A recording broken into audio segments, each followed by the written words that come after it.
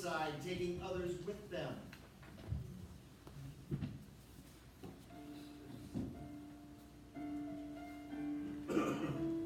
I found this note, this analysis Bill had written of his drinking on the floor at home beside Bill's inert body. Upon reading it, I was so angry that I tore it up and immediately felt sorry and scotch taped it together again. Bill's concern about those who have lost everything referred to the stock market crash of 1929. Bill felt great remorse about those friends who had bought stock at his suggestion. Like everyone else, he had bought on margin. We had to leave our fine apartment on Livingston Street. But the only way to help him was to let him know that I backed him, that I would support him, and that I loved him, and I had faith that he could do it. He could stop drinking. I now see that I was drinking for oblivion. I either wished to numb my senses or, better still, to go altogether. There would be days of drinking about the house, barely able to get through supper, then the blackout. Two or three bottles of gin had become the routine. Then came the series of remedies that every drinker has tried. Very often I went to my brother-in-law's farm in Vermont, a place called Green River, near Brattleboro. The old life and hope would begin to come back. Green River, Thursday p.m. Darling, the mailman has just come and gone, and he passed me up again, confound him. Having eliminated the alcohol rot, mentally I feel by far the best yet. Caught myself whistling and singing this morning for the first time in months. What a nightmare. And for you, a night and day mare it has been. I am really horrified at the way I have treated you, who have given me all. I'm so glad to say that the old problems of mortification and defeats which filled my mind have disappeared. An old man's self-confidence has put on his cheerful appearance. So, darling girl, heave a good sigh of relief and compose yourself for the happiest years yet. I love you, dear heart. Bill. And 2 more years passed, and then came hospitalizations, one after another. And always one more feeble attempt, until one evening I lay in a drying out place in New York, and my wife Lois was downstairs talking with the doctor. And she was saying to the doctor, "Why can't Bill stop?" And in his gentle way, this doctor turned out to later be a medical saint.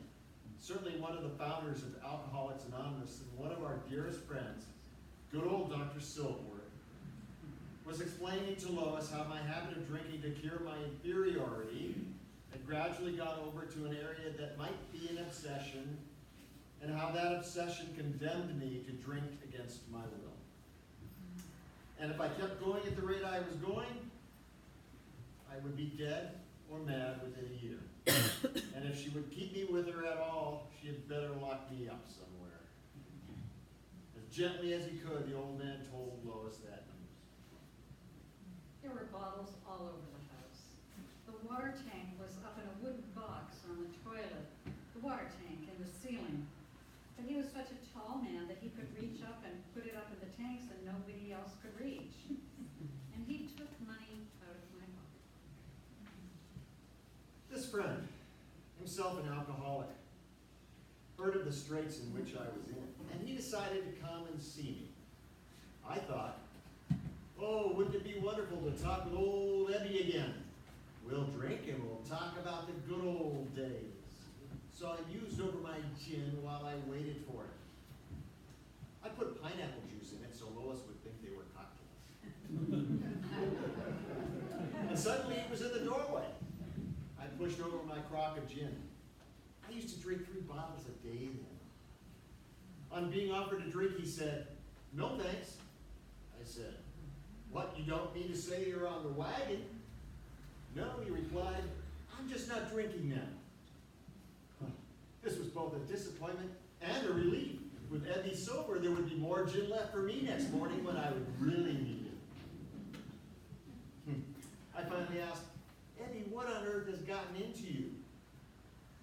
With a half smile, he looked straight at me and said very simply, I've got religion.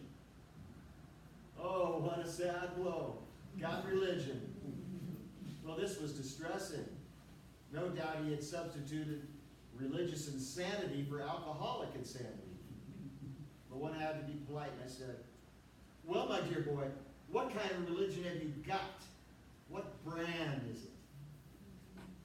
He said, oh, I don't know if you really call it religion. It's just plenty of horse sense. He went on. I began to get honest with myself as I had never gotten honest before.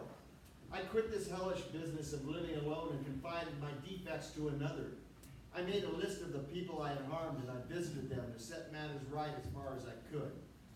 I then was told of a kind of giving that was new to me, the kind of giving that demands no return. I was told that if I gave of myself to others in such a mood that I might lose my life to find it. Then very dangerously, he touched on the subject of prayer and God. I know your religious outlook, Bill, which is zero. But in order to make these principles work so far as my drinking was concerned, I found that I had to pray to whatever God there was. And to my great surprise, when I tried the experiment with an open mind, and remember, Bill, the dying can be open-minded. When I tried this experiment, there he was.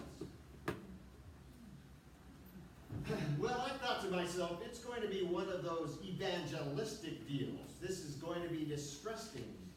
But, oh, now my friend was proof. He said, you know, I'm not on the water wagon. I feel as though my problem has been taken from me. I feel all in one piece. I feel free.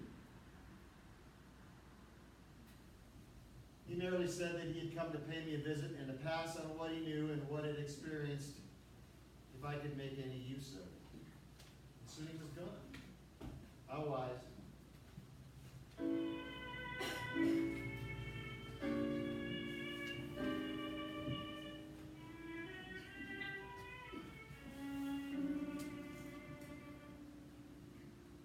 December 11th, 1934. Dear Lois,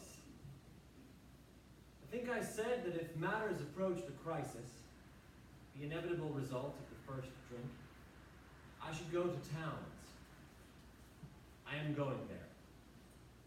I also said that under no condition would I go to towns. I shall not try to resolve these inconsistencies. On the one hand is the Great Depression. On the other, the promise of a new, fine life. I shall not delay a moment.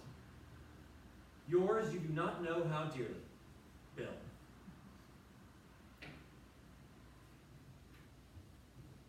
I found this note when I returned from work and was hurt and sore that he hadn't consulted me about going to towns.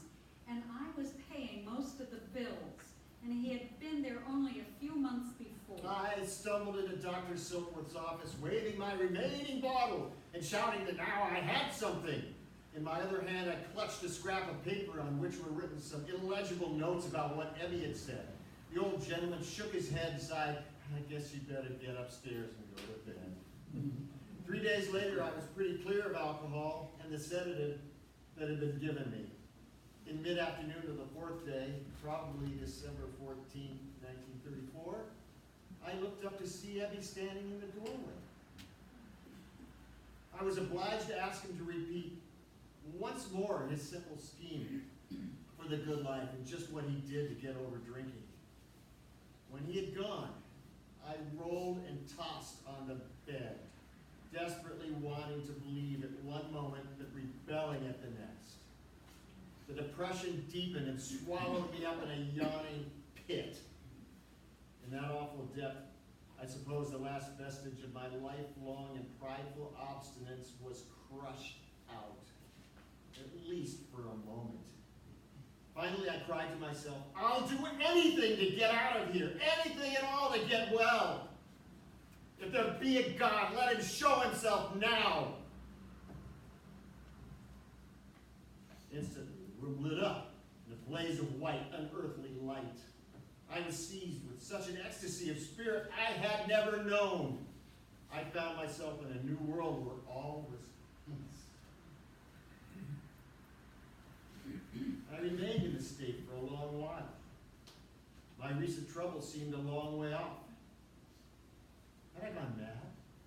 Was I hallucinating? In great anxiety, I called for the doctor. He sat by the bed and listened to my strange story. Said he, I can already sense a great difference in you, Bill. Whatever you have, you better hang on to it. It was just a cry in the dark out of the depths of abject humiliation to a God who might be there. And he came.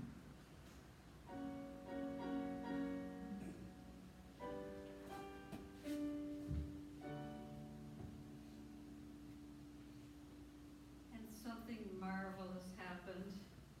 The marvelous spiritual awakening that Bill had, and our lives would change.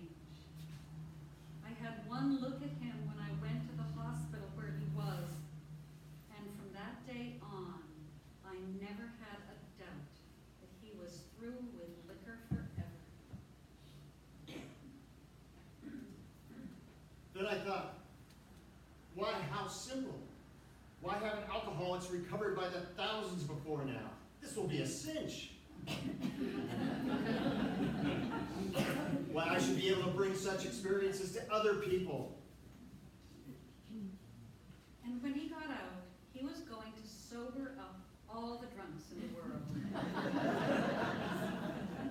And I think he must have asked at least half of them to our house to come and live with us, or to come to meetings, because we had our house just full of drunks from the top floor to the basement. Well, I, of course, was terribly excited. This thing I had been working for all of my life had come to pass. I could hardly believe it. It was so thrilling. Well, there were great doings in Clinton Street. I remember those meetings down in the parlor so well. Our eager discussion, our hopes, our fears, and our fears were very great. At Clinton Street, I did most of the talking. But Lois did most of the work, and the cooking, and the loving of those early folks. The boys kept saying to Bill, why don't you get a job? Why do you keep this girl here working and looking after the drunks, too? So he got a job in Akron, Ohio, at one of the companies he was interested in.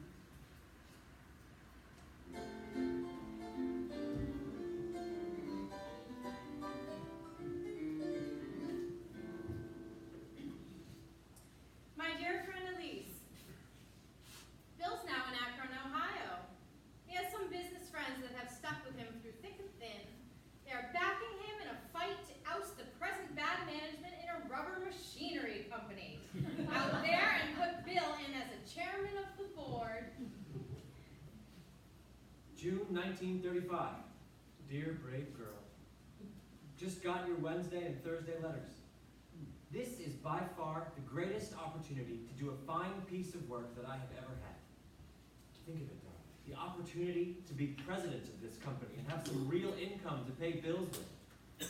A new life, new people, new scenes, a chance to travel, to meet somebody, to have you rested at last after your long wait for me to get somewhere.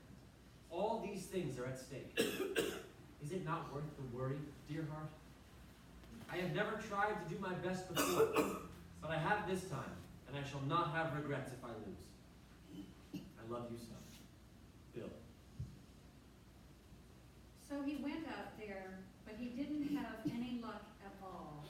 And he had $10 left in his pocket. And he was in a hotel.